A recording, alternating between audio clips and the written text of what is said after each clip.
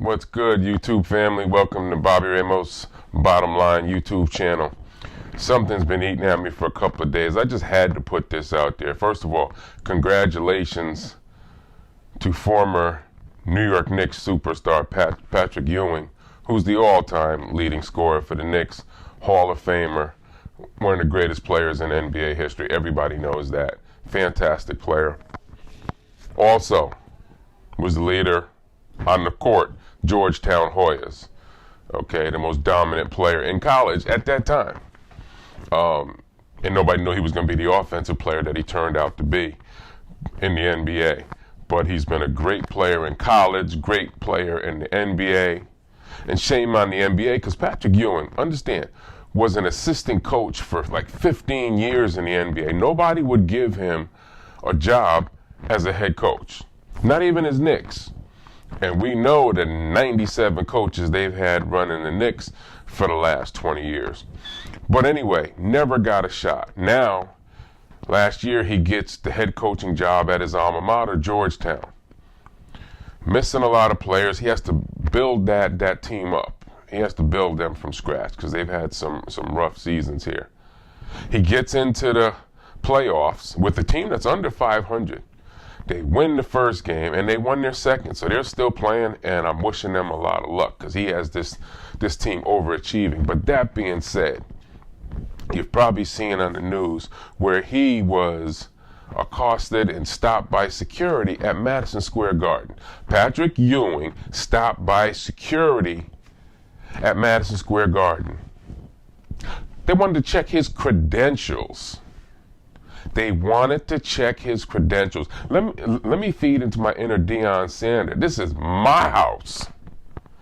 Patrick built this house in recent years. I understand the 2 championship team Knicks in the past, but in recent times, that was Patrick Ewing's house. Case closed. If you wanted to beat the Knicks, you knew you had to deal with Patrick Ewing. That being said, so as Patrick was saying, and I quote, he said, "I thought this was my building, and I feel terrible that I'm getting stopped, accosted, and asked for passes. Everybody in the building should know who the hell I am, you think?" He goes on to say, "And I'm getting stopped? I can't move around this building?" And I'm like, what the hell? Is this Madison Square Garden? Close quote. That's the same Patrick Ewing, folks, whose number is up in the rafters. His numbers are up in the rafters. And Madison Square Garden security is stopping him, asking for credentials. First of all, this brother's 7'2". If I don't know anything about basketball and I'm working in any arena and I see some 7'2" cat walk by, I'm going to naturally assume he's probably a former player. Okay? If Patrick Ewing was dropping my mail off, I'd be like, "Patrick, what you doing being a mailman?" And I'm not knocking mailman, but he's 7'2" in his house. He shouldn't need a credential. He should not need a credential. He's Patrick effing Ewing. Real simple. Real simple. What's bugging me is I'm watching SportsCenter and I'm watching some of these sports analysts and they find it funny. It's a joke. Well, Patrick Ewing got stopped. That's not funny. I don't see what's funny about that. And everybody's giving it a pass. And nobody's calling out these sportscasters for finding the joke. I don't find it funny. I don't find it funny at all. Listen, there's some history here. There's a lot of history here. This is the same Madison Square Garden that went and stopped Charles Oakley, another lifetime Knick. Yeah, he's played for other teams, but he's known as a Knick. Even though he played with the Raptors and he played with Jordan and the Bulls, he's known as a Knick. Now, he has problems with the Knicks owner, James Dolan. Get it. But security was harassing him when he would come in. Now, I'm not a Oakley fan, never was. I just didn't like his style. I know he was a bad boy, and tough guy and all that stuff. I just didn't like him. But that being said, and yet he did overstep his grounds when he ended up choking putting his arm around the neck of one of the security guys, but he had had enough of it. I'm not saying two wrongs make a right, but I'm also saying ain't nobody above an ass whooping.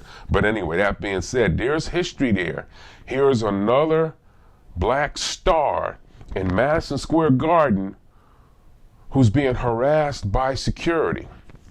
Let's go back to another guy I'm not a fan of, Thumbtack Lee. No, I don't call him Spike. He ain't man enough for me to call him Spike. But Thumbtack Lee, who is the biggest Knicks fan, known as the biggest Knicks fan, he's had problems with Madison Square Garden security. Now, when I look around and I see all, I've been watching Knicks games for years, and I see all the stars that show up. John McEnroe and former Governor Chris Christie. I don't see these people getting stopped. Listen, do you see who's the number one fan for the Lakers? Jack Nicholson. Jack Nicholson. He's at front row all the Lakers games for years. He ain't never had no problem with security. Why are these black stars who play for the Knicks, who are Knick legends, being stopped and harassed by security? Somebody needs to explain that to me. And Oakley, in his direct form, and I can respect that because I can be a little direct myself. But anyway, Oakley, I remember, Oakley had said to Patrick about this situation that just happened with him. And I quote, before I quote, let's go back to how no team, including the Knicks, would give him a coaching job, just like Jabbar, the greatest center of all time. Him and Russell couldn't get a head coaching job in the NBA. That's another story for another day. But Oakley's quote to Ewing was, and I quote, "This man," he's talking about Dolan, "this man offered you a D-League job. There's no respect behind your name. Why are you mad now because they asked you for your credentials? When they offered you a D-League job, that's when the respect went out the window." Close quote. Because Ewing had said that he felt disrespected, rightfully so. Well, Charles Oakley gave him his wake-up call. And for the folks who don't know, the D-League is the minor leagues for the NBA. They offered him some job like that, but never anything with head coaching the Knicks. So I just put that out there. Get back at me. I just want to know why, if Patrick Ewing ended up at your door, if Patrick Ewing came to your job, you weren't even in Madison Square Garden. Y'all would know who the hell Patrick Ewing is.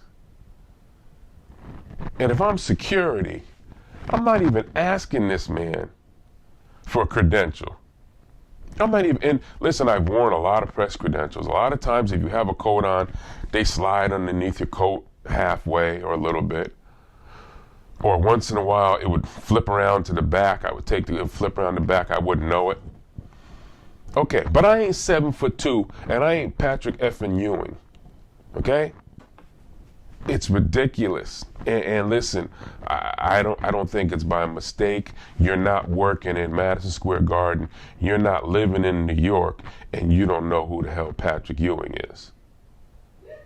I think that this all has to do with race. I think if this was Bill Bradley, the late great Dave DeBusschere, wouldn't have been a problem. Even hopefully, well, I can't say about Earl the Pearl, but it's just sad what's going on at Madison Square Garden. And it's sad because they finally have a good team. They finally have a young, good team that's exciting and drawing people in. And you got your security people doing this kind of nonsense. I just wanted to put that out there. Thanks for checking out your show and mine, Bobby Ramos' Bottom Line. Don't forget to subscribe and hit me off that you got something to say about this. I love the feedback. Thanks for checking out. Have a good one. Come back tomorrow, because you know what? I ain't through with you. Ha ha.